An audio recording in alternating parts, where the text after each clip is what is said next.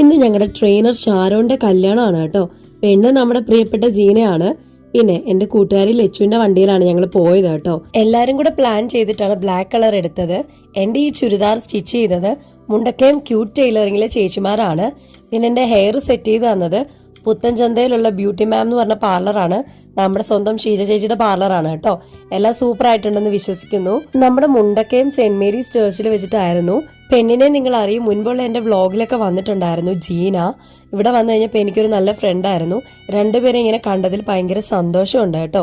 പിന്നെ ഓരോരുത്തരായിട്ട് പരിചയപ്പെടുത്താം.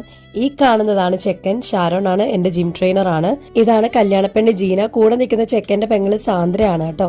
പിന്നെ ഇത് ഞങ്ങളുടെ ലച്ചു, ഇത് സൗമ്യ, ഇവരെയൊക്കെ നിങ്ങൾ അറിയും. ഇത് പെണ്ണിന്റെ അമ്മാമ്മയും പിന്നെ കൂടെ നിൽക്കുന്നത് പെണ്ണിന്റെ മമ്മിയും ആണ് കേട്ടോ. പിന്നെ ഇതെല്ലാം ചെക്കന്റെ അനിയനും കൂട്ടുകാരും ഒക്കെ ആണ് കേട്ടോ.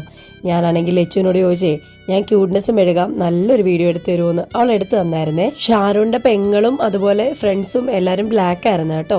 പിന്നെ നമ്മൾ മുണ്ടക്കയത്തുള്ള കേരള ഹോട്ടലിൽ വന്നിട്ടാണ് റൂം എടുത്തത്. കാര്യം പെണ്ണിന്റെ സെക്കൻഡ് സാരിയൊക്കെ ചേഞ്ച് ചെയ്യണമല്ലോ.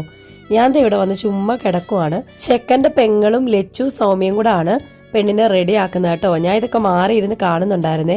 കുറെ കഴിഞ്ഞ് ലച്ചും അടുത്ത് എന്റെ കൂടെ വന്ന് കിടപ്പുണ്ട് കേട്ടോ. സമയം അതിക്രമിച്ചു. എത്രയും പെട്ടെന്ന് ചെക്കനും പെണ്ണിനും വീട്ടിൽ ചെന്ന് കയറണം. ഇതൊക്കെ അവരുടെ ഫാമിലിയും ഫ്രണ്ട്സും ഒക്കെ ആണ് കേട്ടോ. അവിടെ ചെന്നപ്പോഴേക്കും എനിക്ക് ഭയങ്കര വിഷമം വന്നു. അവരുടെ പട്ടിയാണ് കേട്ടോ. കണ്ണുപോയൊരു പട്ടിക്ക് ഇവർ ഫുഡ് കൊടുത്ത് വളർത്തുന്നുണ്ടേ. അതെനിക്കൊരു വിഷമം തോന്നിയ കാര്യമാണ്. പിന്നെ അവരുടെ വീടും പരിസരവും എനിക്ക് ഭയങ്കര ഇഷ്ടപ്പെട്ടു. നല്ല കാം ആൻഡ് ക്വയറ്റ് ബ്യൂട്ടിഫുൾ ആയിട്ടുള്ള ഒരു സ്ഥലമാണ് കേട്ടോ. ഇവരൊക്കെ എന്റെ പോലെ തന്നെയാന്ന് തോന്നുന്നു കേട്ടോ. വീട്ടിൽ മീനും അതുപോലെ പട്ടിയും ഒക്കെ ഉണ്ട് കേട്ടോ. നല്ല രസം ഉണ്ടായിരുന്നേ. ഞങ്ങളവിടെ കുറച്ചേരൊക്കെ വെയിറ്റ് ചെയ്തു. ചെക്കനും പെണ്ണും നല്ല രീതിയിൽ എക്സോസ്റ്റഡ് ആയി. ഞങ്ങളും അതുപോലൊക്കെ തന്നെ ആയിരുന്നു കേട്ടോ. ഇനി ഇതെല്ലാം കഴിഞ്ഞിട്ട് വേണം നമുക്ക് വീട്ടിൽ പോയിട്ട് റിസപ്ഷൻ ആയിട്ട് വരാന്.